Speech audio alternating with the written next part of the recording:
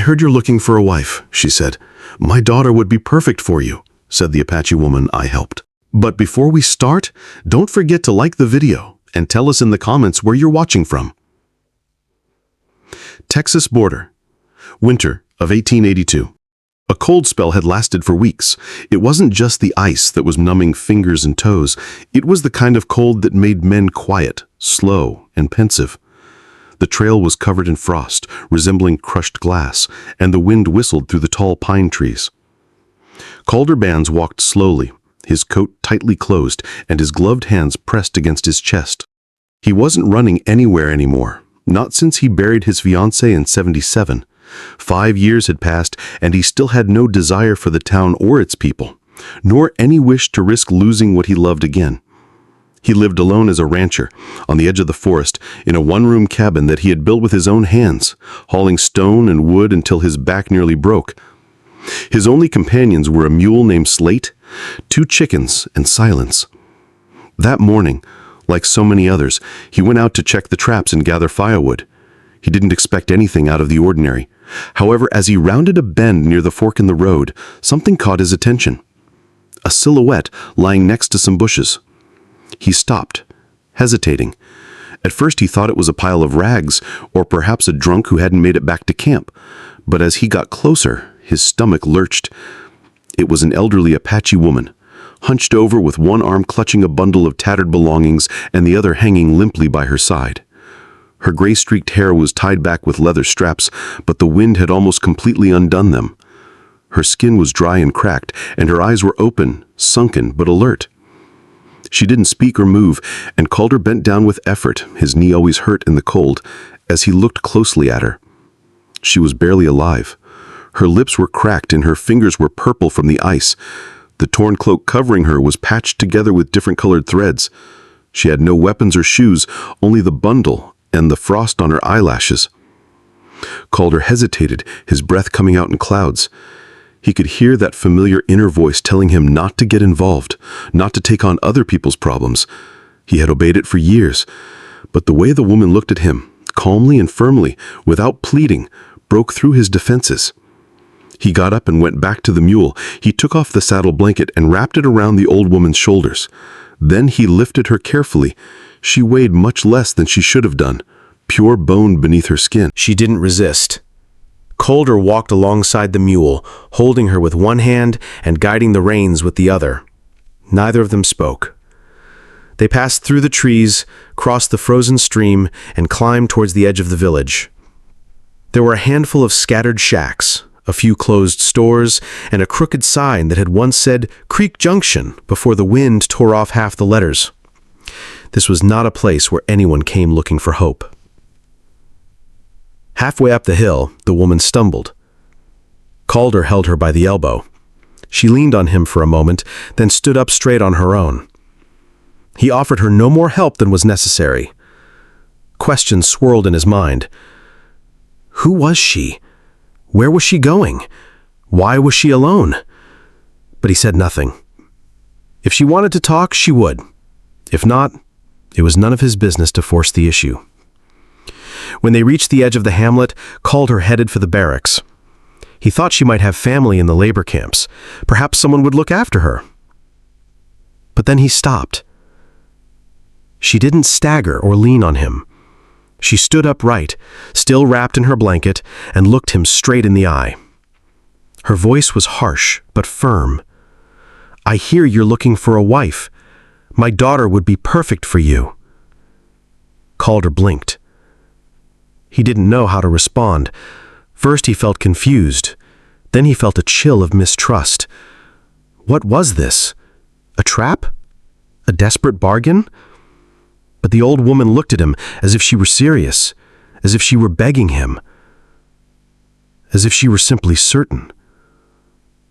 Before he could respond, she put 2 fingers to her lips and let out a sharp whistle. The sound bounced off the trees. From the edge of the forest, about 20 paces away, another figure appeared, younger and barefoot. Calder held his breath. She approached slowly, her gait stiff and heavy with fatigue and cold. She wore a low-cut suede dress that was worn out, the fringes clinging to her thighs with every movement. Her hips swayed slightly as she walked aimlessly. Her silhouette was imposing. Her curvy body would attract attention in any town. However, Calder recognized from her watchful posture that she detested that attention. Her dark, abundant hair fell in 2 braids, adorned with feathers and leather strips. Her face showed no smile or invitation, only a measured, serene gaze. Her skin was tanned like that of her people, with red spots from the cold. Her chest rose and fell slowly with heavy breaths, and her lips were cracked and dry. She stood silently beside her mother. Calder didn't know what to think. She was on guard, but he couldn't ignore the silent exhaustion in her eyes. She wasn't looking for a husband. She was looking for a safe place to sleep. The mother faced him again. "They expelled us," she said. "Too much envy, too much shame. My daughter is strong. She knows how to cook and work. She just needs a safe place." Calder's thoughts swirled. He looked at the young, proud girl. She was trying not to appear cold or fearful. She looked him straight in the eye, then lowered her gaze. He swallowed, his mouth dry, and looked up at the sky, then at the path, then at his mule. He had no patience for strangers, no room for people. But the old woman had said something true. He wasn't cruel. This wasn't about pity. It was a decision. She hadn't begged. She had made a proposal. And the young woman hadn't responded. Even so, he couldn't leave. Without saying a word, Calder turned around and started walking towards his cabin. Instantly, the girl followed him, then her mother. He didn't turn his head, but he could feel it in his chest. Something was beginning, and he wouldn't leave. The walk to the lonely rancher's cabin took almost an hour. He didn't speak during the journey, nor did they. The old woman walked slowly, leaning on the mule and clutching the edge of the blanket draped over her shoulders. The young woman, he still hadn't asked her name, walked behind him, silent and steady. Her gaze was fixed ahead, but attentive. She didn't ask where they were going. She didn't ask anything. Calder kept a steady pace. He was aware of every sound, the crunch of his boots on the frozen ground, the groan of the pines in the wind, the squeak of the mule's brakes. Having been alone for years, he did not like people behind him, but he kept his thoughts to himself. When he reached the edge of the hill, he stopped. Below, the slope opened into a small clearing. His simple, low cabin stood among tall pines. A short fence surrounded the chicken coop.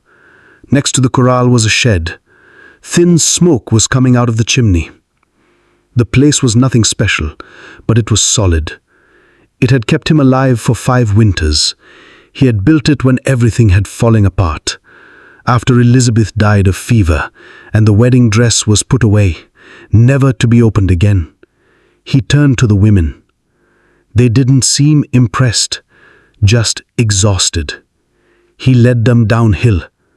The door creaked as he opened it. The warmth of the fire greeted them. It was still burning in the hearth. He stepped aside and let them pass first. The old woman entered and leaned against the wall, breathing deeply, as if the smell of smoke were synonymous to shelter. Sona paused in the doorway for a moment, then crossed the room and went straight to the hearth. She knelt in front of it and reached her hands towards the embers.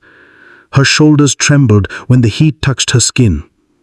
Calder watched them carefully, took off his gloves and hung his coat on the hook before going inside. He cleared his throat.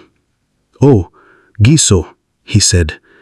His voice sounded louder than he expected.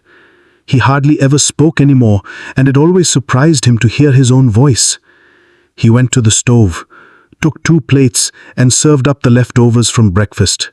Rabbit, carrots, and barley. He handed them the bowls without ceremony. They accepted them in silence. The old woman ate slowly and with dignity, blowing on each bite. Sona ate more quickly, being careful not to spill anything, but she was hungry.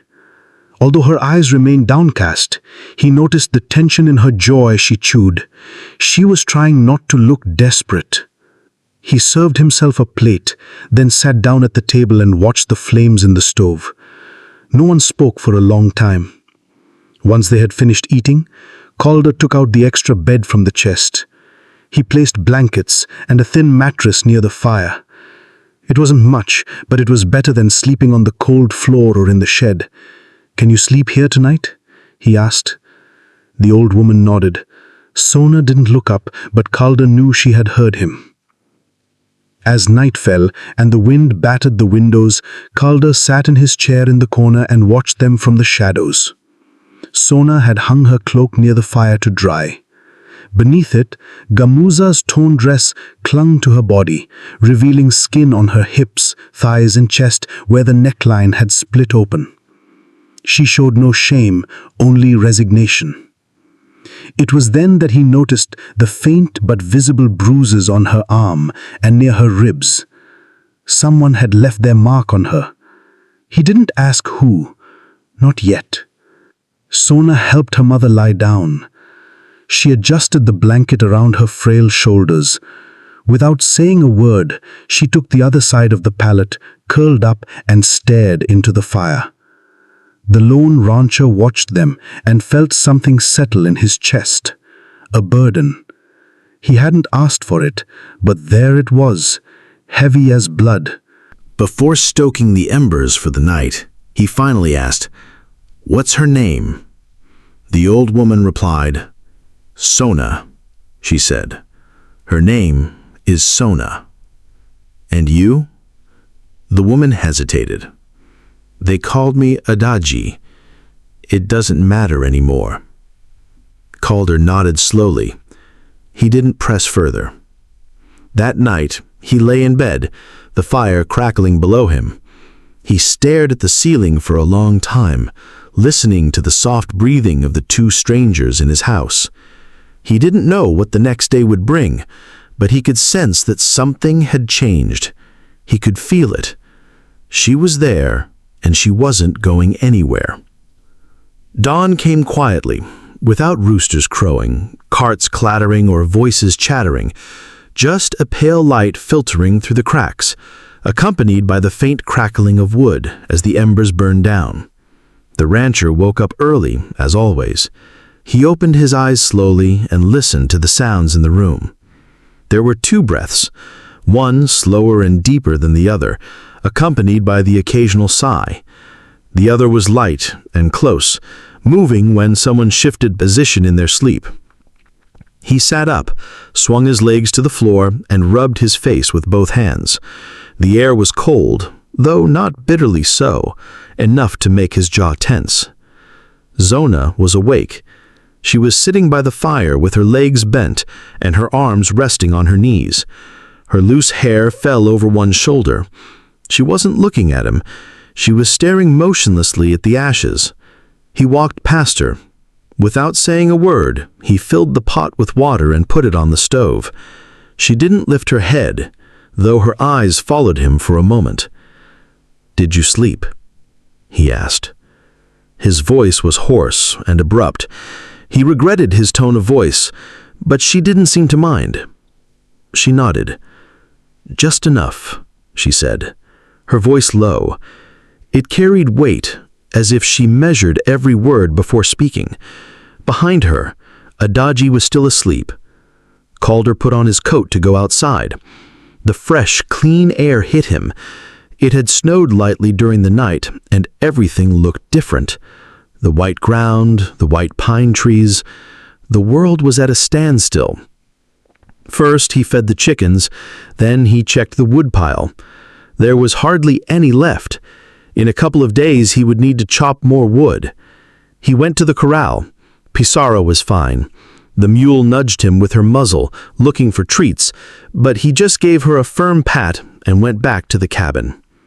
Inside, the kettle was whistling. Sona had filled tin cups with water and left them on the table. She was standing, adjusting the blanket over her sleeping mother. She was wearing the same torn dress as the day before, tied at the waist with a leather cord, but it didn't cover much. Her curves were visible under her weathered skin. The neckline had fallen to one side, revealing her shoulder and the top of her breast. She didn't adjust it, she didn't explain. Calder looked away and sat down. She took a seat opposite him. They drank in silence. Then she asked, "Do you want us to leave?" He wasn't surprised by the question. What did surprise him was the directness with which she asked it, as if she were used to being thrown out and saw no point in prolonging the situation. He said no, and it was true. Her shoulders relaxed slightly, just enough for him to notice. "Do you have somewhere else to go?" Sona asked. He shook his head. Calder waited. He didn't press her. She didn't explain her exile, why they had no family, or what her people had done to them. However, the silence between them felt sincere, not empty. Adaji then stirred, coughing weakly. Sona rushed to her side, brought her water, and helped her up. Calder watched the way she cared for her mother, her touch gentle yet firm. Not many young women would know how to care for someone so fragile, but that's how she was. She moved as if she had done it all her life. Later, Calder cleaned the back room. It was small, but with some work, it could serve as an extra room if they stayed. He didn't say anything, he just started clearing it out. Sona helped without being asked. She took out old tools and boxes. His strength surprised him. She never complained. She didn't ask for a break. She worked until her hands turned red from the cold. At one point she stopped to catch a breath and leaned against the wall. The rancher noticed a dark bruise on her collarbone against her coppery skin. Although he didn't ask about it, the bruise stayed with him as he warmed up the stew and finished the chores. Finally, he asked the question that had been on his mind since the day before. "Why were you kicked out?" Sona didn't answer right away. She looked back at the flames. Her fingers clung to the cup. She said, "I brought shame." He waited. "They said they didn't like the way men looked at me. They said it was a curse, a temptation." Although her voice didn't break, and she didn't cry, he could hear something harsh and tired in her words, the result of years of being punished for the shape of her body. "I didn't ask for any of this," she added. The rancher. He looked at her for a long time.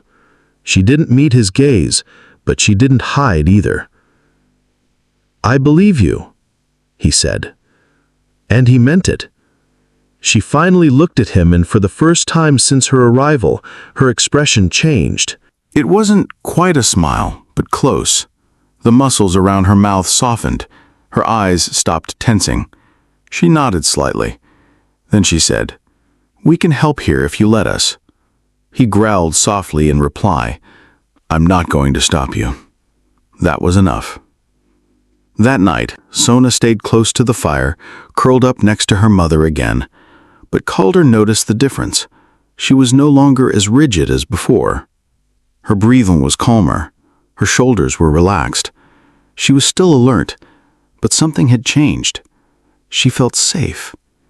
He stayed awake a little longer, watching the light from the fire dance on the wooden walls. His cabin hadn't felt like home for years, but now 2 women were sleeping on its floor. For the first time in a long time, he didn't feel alone. The days passed quietly after that, but not emptily. Winter set in, snow clinging to the roof, and the ground hardening like frozen mud. The rancher continued to work as usual, hauling firewood, checking traps, and repairing the chicken coop when the wind broke aboard. But now he did not do these things alone. This continued to weigh strangely on him, like a burden he wasn't sure he wanted to let go of. Sona moved purposefully every day, sweeping the floor, bringing ice-cold water from the stream, mending clothes with thread, and storing everything in a bundle wrapped in deerskin. She didn't talk much, but she didn't avoid conversation either. They exchanged short remarks in passing. The water was boiling, the chickens had been fed, and the traps were empty. But what mattered was not the words. It was the way they now looked at each other. One morning, he surprised her standing at the door of the shed, watching Slate chew Eno in the corral. The light fell right on her shoulders. He noticed that the fabric of her dress was more worn and that the neckline was lower than before. A tear near the neckline had opened up, revealing more of her chest than she realized. Her skin was soft, and the curve of her breast was clearly visible as she bent over. He quickly looked away, clenching his jaw. She turned slightly and caught him looking at her. He expected her to cover herself up, or to be upset, or even to reprimand him, but she didn't do any of those things. Instead, she just looked at him calmly and quietly before turning her gaze back to the mule. That night, they ate stew together at the table, instead of separately. Adagi's mother was growing weaker. Her cough had worsened, and her hands trembled as she brought the spoon to her mouth. Sona stayed by her side all evening, feeding her and bringing her a damp cloth. Calder collected the dishes, watching them from the stove. He didn't know what to make of the growing feeling in his chest. It wasn't love yet, no, but it was something else, something familiar and dangerous. The desire to hold on to what was close to him, and the fear of the cost of doing so. Later that night, Sona went out to shake the blankets. The rancher followed her, wearing his coat, his boots crunched in the snow. The moon was half hidden, but there was enough light to illuminate the yard. She didn't turn around when he approached. "It's not better," he said. Sona didn't answer. "It's not." He nodded, his hands in his pockets. "You have someone else." She didn't. They made sure of that. "Your tribe?" "They turned their backs on us," she said simply. "They were afraid of how the men looked at me. They said it would bring ruin because my mother allowed it." Calder looked at her sideways. She didn't. No. But it didn't matter. There was bitterness, but it was old and settled. He looked at her again, her bare feet in the snow, her arms crossed, her dress clinging to her body. He took off his coat and held it out to her. She looked at him, then at the coat. For a moment she didn't move. Then she took it and put it on her shoulders. "You're not like them," she said quietly. He didn't answer. He didn't trust himself to do so. She took a step closer to him. "I know what men see, and I know what you're not saying." His throat tightened. "They've treated me like something to be possessed, but you haven't done that. I don't want to. I know." After that, they remained silent. She didn't back away, and he didn't pull away either. Inside, Adagi slept by the fire. Sona left her coat on the chair and sat down next to her mother, stroking the old woman's forehead. The lone rancher watched them from across the room without speaking. Later, as he stoked the embers, Sona approached him. Her hand barely brushed his arm. "Thank you." He looked down at her. Their eyes met, and neither moved for a long second. Then, without warning, she leaned in and pressed her lips to his cheek. It was neither quick nor forced. It was simply warm. The rancher didn't move. She said nothing afterwards. She simply returned to her blanket by the fire and curled up next to her mother. He stood for a while, staring at the flames. Slowly, his hand rose to touch the place where her lips had been. For the first time in years, he didn't feel empty. He stayed awake. The sun rose over the mountains, casting a faint orange glow over the tops of the pine trees. Inside the cabin, it was still dark. The rancher heard a soft, dry, muffled cough. He stood still for a moment, listening. Sona's mother. He got up, put on his boots without lacing them, and went into the living room. The fire had reduced to faint embers. The air had cooled during the night. Sona was already kneeling beside Daji. She held a cloth to her mother's lips and whispered something softly. The rancher couldn't understand what she was saying, but he could tell that she was showing her mother tenderness as a daughter rather than as a caregiver. Adahi looked worse. Her cheeks were sunken and her skin was as thin as paper. The whites of her eyes were yellowish. The rancher recognized the signs. He had seen them before. There wasn't much time left. Sona looked at him when she realized he was there. Her face remained impassive, but there was a deep weariness in her eyes. It was more than just from lack of sleep. The rancher cleared his throat softly. "I'll heat some water." He lit the stove, poured what was left in the bucket, and added more from the barrel outside. The silence between them was not uncomfortable. It was necessary. Sona returned to her mother's side and whispered in her language again. After breakfast, the rancher went out to chop wood. Sona followed him without saying anything. She took the basket of wood chips and began gathering fallen branches. Steam rose from her breath into the frosty air. She walked more slowly than usual, tired but steady. They worked for a long time without speaking. Then he asked, "Have you ever lived with a man?" Sona stopped but did not look at him. "No," she replied. He nodded slowly. "Should I start expecting things?" Finally, she turned around. Her face was serious and expressionless. "If you had wanted something, you would have tried already." He lowered the axe. "The axe. I don't want anything you don't want to give," he said. "Sona." She looked him in the eyes. "I know." She went back to gathering branches. The rancher stood there for a moment, wondering why he had asked her that. Maybe to make it clear, or maybe to show that he wasn't the kind of man her past had led her to expect, or maybe just to feel like he was doing the right thing. When he returned to the cabin, Adaji was only just sitting up. Her voice sounded rough. Sona helped her drink from a jug and rubbed her back when she started coughing again. The rancher put the firewood aside and stood silently. Then Adaji raised her hand and pointed at him. "You," she said, her voice little more than a whisper. "Come here." He walked towards her. "You are quiet," she said. He nodded once. "That is good." She continued, "Men who talk too much never get anything done." Sona was surprised by her mother's sudden energy. Adaji stared at the rancher. "Soon you will bury me." He looked down. He did not answer. She would be alone. Sona took her mother's hand. "No." She didn't cut off Dai without looking away from the rancher. "She's strong, but she doesn't know how to stop surviving." The rancher swallowed hard. "She won't be alone." The old woman nodded once. That night, Adahi slept fitfully, drifting in and out of slumber.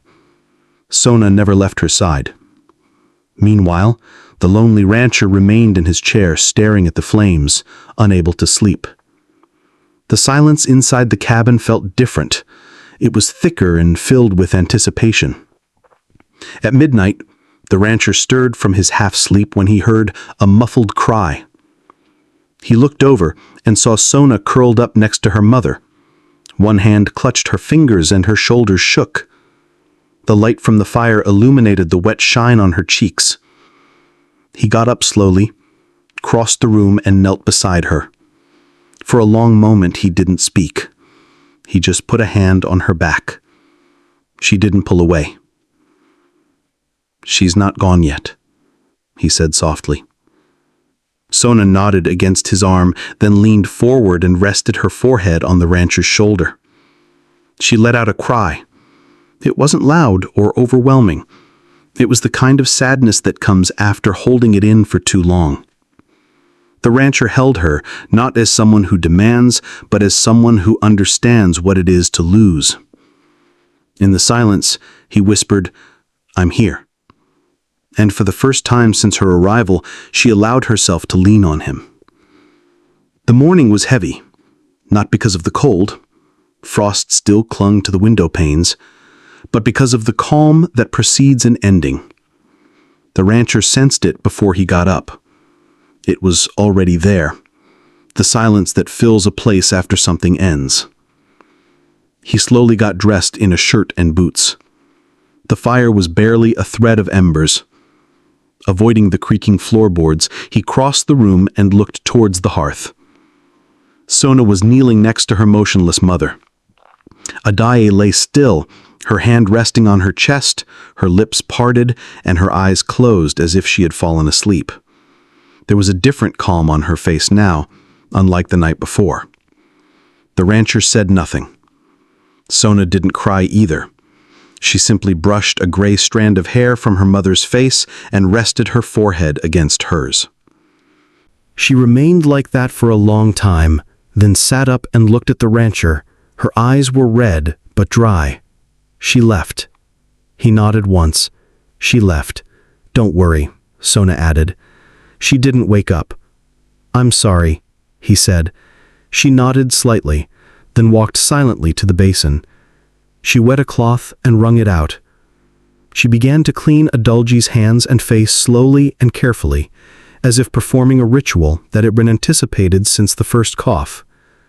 The farmer did not interrupt. He went outside and dug. The ground was hard but not frozen. He worked with the concentration of someone who needed to keep their mind still. As the sun rose, he took off his coat, then his outer shirt. Despite the cold, sweat ran down his back. His breath came out in clouds. By noon, the grave was ready. He returned to the cabin. Sona had dressed her mother in clean clothes and placed a shawl on her shoulders. She plaited her hair and tied it with a leather cord. "I'll carry her," said the rancher. "They are just objects." He gently lifted Adamilurant, carried her into the trees, and lay her down on the ground. There were no words at the grave, no preacher and no prayers.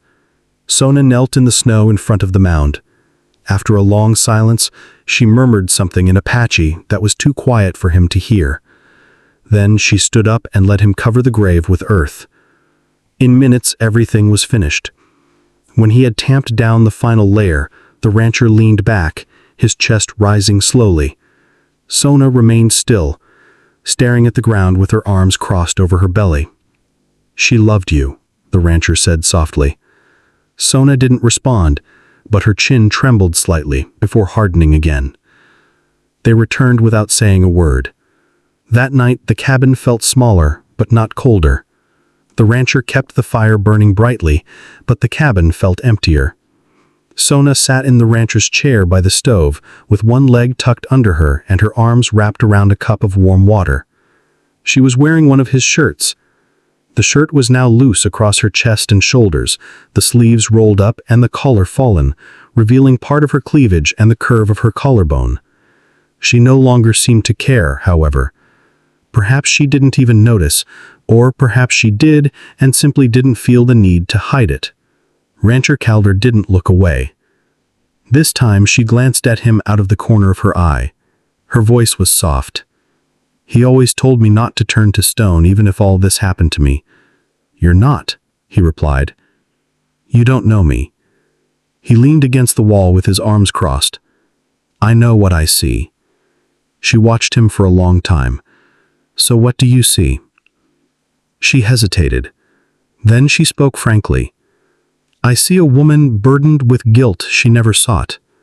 She kept her mother alive much longer than anyone else would have.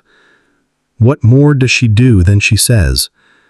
Sona didn't move, but something softened in her expression. Her eyes became tender. The rancher approached. "You didn't know how to stop surviving," she told me. "I don't." "You don't have to," he replied. "But you don't have to do it alone anymore." The air between them thickened. Sona set the cup down on the small table. Her bare feet moved silently across the wooden floor until she stood in front of him. The rancher didn't move. Her voice was firm but low. If I stay, you have to understand something. I'm listening. I'm not broken, I'm tired. And that's different. He nodded. I know. Her fingers brushed his chest, just above his heart. Her other hand rested on his side. I don't want you to save me. I just want to stop running. Her hand rose and rested gently on his waist. You already did, he murmured. Then she leaned down slowly and kissed him. It wasn't rushed. It wasn't anxious. It was a kiss born of shared silences, whole days together, quiet glances and small gestures. His hand ran down her back, and her fingers touched his jaw. Their bodies barely touched, and yet neither of them wanted more. When she pulled away, she was breathing heavily. I'll sleep in your bed tonight, but only to rest. He nodded. That's enough. They lay down together under the same blanket, her head on his shoulder and her hand resting lightly on his chest. Her breathing calmed, his heart settled, and they slept. Not as strangers, not as lovers, but as two people who had finally chosen not to be alone. The cabin was still quiet when the rancher woke up. The morning light barely filtered through the cracks in the door, casting the room in a dull gray light. His eyes slowly adjusted. The fire had almost died out, but there was still warmth. Next to him, Zona was curled up on her side, with one hand on his chest. Her warm, steady breath was on his ribs, and her black hair, which had fallen loose during the night, was scattered over the blanket and his arm. She looked serene and at peace. For a moment, Calder didn't move. He let himself stay there, feeling something he hadn't felt in years.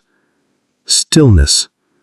This was the first morning in a long time that hadn't begun with fear. However, he knew that this feeling wouldn't last if he stayed where he was. He got up slowly and slipped out from under the blanket without waking her. She stirred slightly, but didn't open her eyes. He put on his shirt and coat and went out into the freezing air. The snow had stopped, but the sky was still low and heavy with clouds. He fed the chickens, checked on the mule, and chopped more wood.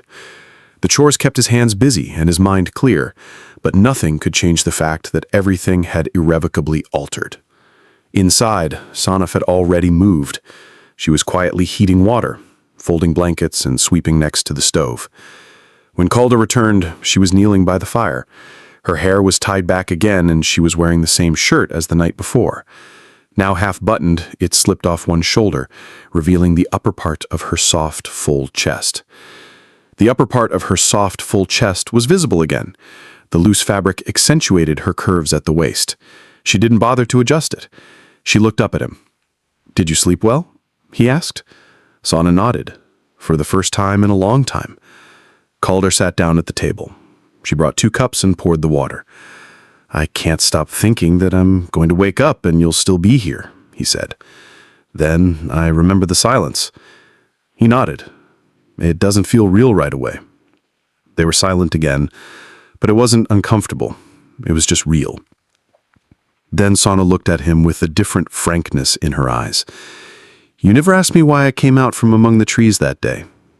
Why didn't you run?" "I thought it wasn't my place," she said. "I stayed hidden until my mother ordered me to come out, but I was already watching you, from the moment you picked up her backpack." The rancher listened without interrupting. "Later he told me what he saw in you, but I saw it first. You didn't say more than was necessary. You didn't touch her carelessly. You walked beside her, not in front and not behind. That's why I came out." Calder barely moved, feeling the weight of her words. "I didn't know what to expect when I left the trees," she continued, "but I was ready to run away like the others." "I'm not," he replied. "I know. You've carried pain too." Their eyes met for too long. She stood up, crossed her arms, and looked out of the window. "Will they come looking for me?" He knew who she meant by her tribe. "Maybe," he said, "but I doubt it. People like that don't look back." She didn't answer. "But if they do come," she added, "they'll find out that I'm not easily scared." That made her turn around. A spark appeared on her face. Appreciation, perhaps, or confidence, or something else. "Do you really want me here?" she asked. Even now, he replied calmly, standing up. I didn't ask you to stay out of pity. She nodded and took a deep breath. Then I want to do more than cook and clean. That's only part of it. The fence needs fixing. The chicken coop is crooked. I know how to use a hammer. The rancher smiled slightly. Okay, she said, taking a step towards him. Her voice softened. I want to build something with you, Calder. Not just survive within these walls. I want to stay and work and maybe belong. He looked down at her. She was so close that he could feel the heat from her body before she touched him. Her fingers slowly moved up his chest. Her breath was steady, but her voice was soft. I'm still tired, but tonight I want more than sleep. The rancher's hand rested firmly, but carefully, on her waist. She looked at him confidently. Her dark eyes were full of confidence. I've been sure ever since I saw you carry her in the cold. Their lips met again, this time more slowly and deeply. His hand ran down her back, and she clung to his shoulder.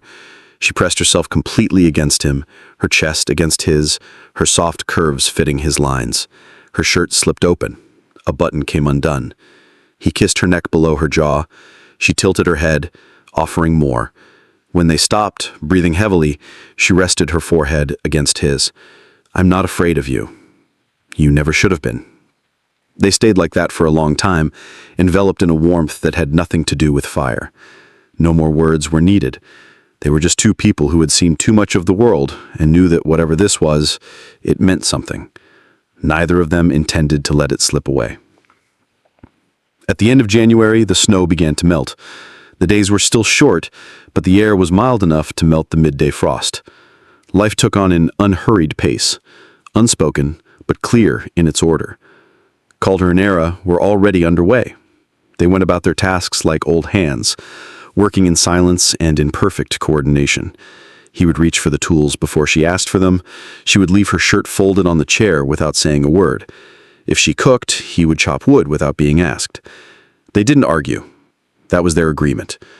They just did it. But not everything was settled. Sona hadn't mentioned marriage. Calder hadn't proposed, yet he slept in her bed every night. Her body would nestle against him, and her hand would rest on his chest, as if it had always belonged there. Sometimes she would seek him out in the darkness, silently. He would respond by moving his hand up her thigh, kissing the base of her neck, and expressing a quiet need that required no name. One morning, she woke up before him. She was standing by the stove with her back to the fire. She was wearing his shirt, half-buttoned and falling off one shoulder. Calder stirred in bed and watched her in the dim light. Her bare legs were outlined by the fabric in the glow of the fire. She turned when she felt his gaze. He sat up, slowly. You were right. I had a dream about my mother, she said. He nodded, waiting. She was smiling, Sona said. Not warning, not tired, just smiling. She was proud of you, replied the rancher. Sona looked down for a moment, pressing her fingers against the edge of the table. Do you really think so? I know it. Later that day, while repairing the fence along the Calder property line, he saw her kneeling on the ground and hammering nails into a loose board on the chicken coop. Her long hair was tied back with a leather strap. The cold had lit up her cheeks. When she stood up and wiped her hands on her skirt, he noticed it again. She moved differently now, no longer like someone just surviving, but like someone who had decided to stay. That afternoon, he cooked while she rested on the bed with her arms behind her head and her hair spread out on the pillow. She stared at him. He could feel her gaze on his back. You're different now, she said. He turned around. You don't tense up anymore when I talk about staying. Calder turned slowly. I stopped thinking you would leave. I won't, said Sona, sitting up. He nodded, then, after a pause, asked, Do you ever think about having a child? She blinked once. The question had come out harsher than he had intended. It wasn't a demand, just a question. Yes, she said softly, but I never thought I'd have a choice. Now you do. She got up from the bed and crossed to the other side. I want to stay here, she said. I want to make a life with you. I want to, plant things in the spring and raise animals. And if it happens, I want to raise a child too. But I want it because we choose to, not because we have to. He moved closer. It won't be perfect. I don't know how to be a husband. Not in the right way. I don't need the right way, she replied. I just need someone to stay. He nodded once, then kissed her. This time he was neither shy nor slow. His hands held her waist and pulled her close. Her body melted into his warm embrace. She kissed him urgently and passionately. Her shirt slipped off one shoulder, then the other. His hands roamed her back, thighs, and sides. She sighed as he lifted her off the floor and carried her to the bed. After that, there were no words, only breath, closeness, and the warmth of skin against skin in the middle of winter, in a place where neither of them had expected to be wanted, much less loved. Later, lying in his arms, her chest rising and falling slowly, she whispered, I'm not afraid anymore. Calder pressed his lips to her hair. You never should have been. And in the silence, something finally settled between them. Something real, not possession or duty, but belonging.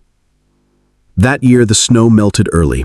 By mid-February, the path behind the cabin had turned into soft, squelchy mud, and the first green shoots were appearing by the stream. The air still bit in the mornings, but at midday the sun lingered over the mountains for longer. The cabin that had once echoed emptily now felt full, even in its silence, as Calder and Zona worked side by side. They had started clearing the southern edge of the land in preparation for a small vegetable garden. Zona chose the spot where the light fell best and marked out the plot with a stick. Calder let her do it. She didn't need permission. In the evenings they sat by the fire. She mended shirts while he carved wooden figures. A fox, a little bird, and a half-finished woman's face which he hadn't touched in days. Sometimes after dinner, Zona would rest her head on his lap, clinging to the fabric of his shirt while he stroked her hair. Her body was familiar to him now. He knew her scent, her warmth, and the warmth of her breath against him. But what surprised the rancher most was not their closeness, but how easy it was to let her in, and how much he needed her. One morning she returned from the stream with wet boots and slightly tousled hair. Calder was standing by the stove, frying eggs.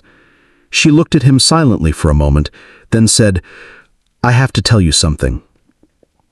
He turned, concern showing on his face. She approached him. I think I'm pregnant. The words didn't echo. They fell softly and firmly. Calder blinked. Are you sure? Not entirely, but I feel different, and I know my body. She set the spatula aside and slowly wiped her hands on a cloth. She stared at him as if preparing for whatever was to come. He didn't speak right away. He just crossed the room to her, placed his hands gently on her waist, and let one drift down to her belly, where it rested firmly. His voice sounded softer. I didn't plan it. I didn't expect it, he said, but I'm not afraid. Sana's eyes filled with tears, but she didn't let them fall. Do you love it? She asked. I love you, he replied, and everything that comes with you. She leaned against his chest, wrapping her arms tightly around him. They remained like that for a long time, breathing and holding each other, as something silent passed between them. That afternoon, the rancher rode to the nearest town to buy supplies. It was the first time he had gone alone since Zona arrived. He bought slates and filled the cart with flour, seeds, and a new pot. When he returned, Zona was waiting for him on the porch. She had her arms crossed under her chest and was tapping the ground with one foot. She smiled when she saw him, tired, carefree, and small. That night, he opened a drawer and took out a small cloth package. Inside was a thin, simple silver ring without a stone, carefully crafted and well polished. I made it years ago, he said, for someone who never wore it. Zona looked at the ring and then at him. I'm not asking for a ceremony, he continued. No priest, no papers, just to stop pretending that we are no longer each other's. She didn't answer. She simply took the ring, put it on her finger, and nodded once. I'm already yours, she said. That night they slept under the same blanket again. Her hand rested on his heart, and his on her belly. They didn't say a word. There was no need. With spring came growth in the garden. By summer, her belly was showing under her dresses, and the rancher added a second rocking chair to the porch. He made a cradle with his own 2 hands. She painted the wood. No one came looking for her. There was no tribe, no threat, just silence, space, and time. Sometimes when the afternoons turned warm, they would sit outside together and watch the light gilding the hills. Calder would put a hand on her knee. Zona would rest her head on his shoulder. 2 people whom the world had once forgotten were now building something that would last.